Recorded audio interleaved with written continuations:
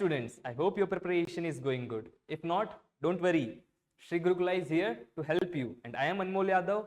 I will be your physics and mathematics mentor. I am an NIT-JEE graduate. So bring out your books. Let's make your preparation stress-free.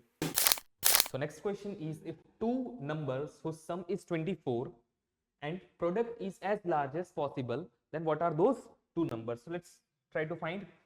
So given data is sum of two number is 24. So let's suppose let two numbers be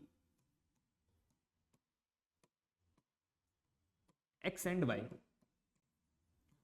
So from this, the two number whose sum is 24 means x plus y is equals to 24, or from this equation we can write y is equals to 24 minus x. This is our equation 1.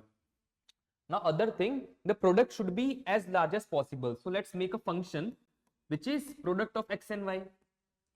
So let's make a function f of x comma y which is equals to xy.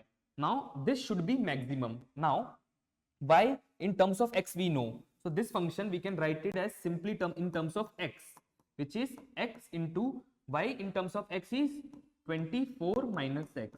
Now we need this function to be maximum. So to find the maximum of the function, we know what we'll do, we'll differentiate it and we'll put that equals to 0. We will get the value of x. That x will put in our function and we'll get our maximum value. So f dash of x, first derivative, is equals to this we can write it as 24x minus x square, so that we can simply differentiate it. Now differentiation of 24x will become 24 and differentiation of minus x square will become minus 2x. Now when this will be 0, this will be 0 at only two possible points where it is either maxima or minima. So this will be 0 at x is equals to 12. Now how we will get to know if this point is maxima or minima? To find that, we will differentiate this function.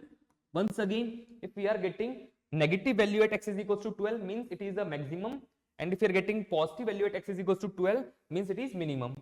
So f dash of x, differentiation of 24 will be 0, differentiation of minus 2x will become minus 2. So this is always negative, correct? Means at x is equals to 12 also this will be negative, means at x is equals to 12 we are getting maximum value.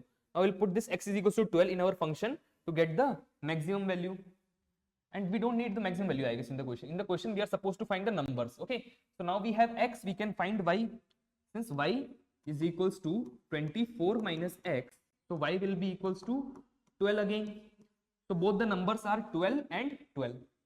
I will be back soon. Till then, keep practicing. This is Anmol Yadav from Sri Gurukula signing off.